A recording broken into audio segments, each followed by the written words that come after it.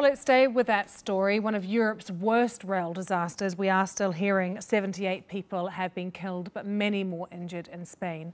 In a developing story like this, it can be a real challenge for broadcasters to find and verify more detail for our audiences.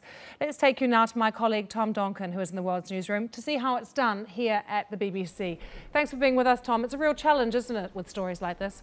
Yeah, thanks, Lucy. And of course, in a big tragedy like this, you know, the BBC's online, television and radio services all try to gather this information and present it as quickly as they can to the various audiences. And in the modern newsroom here at the BBC, one department that's crucial for that is the user-generated content department, or UGC as we call it. Now, they're the people that really monitor and verify a lot of information and distribute that for us to use. And let's just go have a talk to one of the team to see what they're up to today. And we can be joined by colleague Catherine Ellis. Now, Catherine, what are you monitoring today for the UGC? Well, essentially, we're looking for people that are actually there, people that actually saw the crash happen, eyewitnesses to it and people affected. But we're also looking for video content and stills that are coming out as well. But we do that in a story like this. It's mainly via social media. For example, Twitter, but we also do have emails coming in. Now, the problem with this kind of story is obviously it's in Spain, it's in a different language, so it's mainly monitoring social media. Well, thanks very much, Catherine. And of course, people can obviously go to the BBC Uploader to upload any sort of information that they have.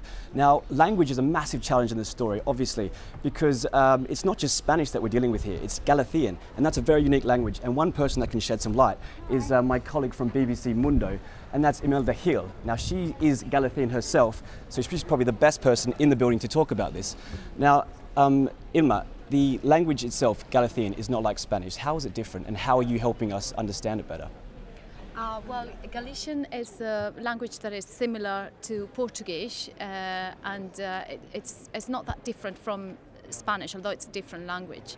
And some of the eyewitnesses have actually been making comments in Galician, so we've had to do a couple of translations into English.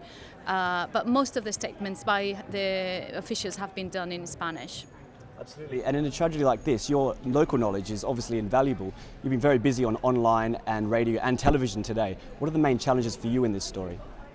Well, I've been trying to contact from family members and friends, other journalists, and as well I've been monitoring social networks and local TV and radio stations and just trying to get the information. I think the biggest challenge is that the information has come in very, very slowly, and there's no very high-end officials who are actually making any statements in English. I think my perception from today's work is that perhaps the authorities have not had to deal with a tragedy of this magnitude, and so there's not the system in place to make statements quickly and in English so that they can satisfy the demand for information that there is at the moment. Obviously, everyone's waiting for more detail to emerge, and that's probably the hardest part, I guess, waiting for that information. Talking to contacts on the ground there, is it likely that we'll see much more development in the coming hours? I think so, absolutely, and the information is changing. It has been changing since last night, almost every hour. At the moment, there is about 20 people who are in who are injured critically, and they're in hospitals. So the number of deaths might go up. And also, we don't know yet the identity of the dead, of the victims, and the government has just said in the last hour or so that this list will be made available tonight around 10 o'clock local time in Spain. So I think everybody is waiting to hear of the loved ones, and then we will have more details about the human side of this tragedy. Thank you very much. I'll let you get back to work. But Lucy, that's exactly why we have these language services in the one place, to really shed some light, some local insight onto these tragedies when they happen, no matter where they are in the world. So for now, it's back to you. Tom, thanks for bringing us those insights from the World's Newsroom there.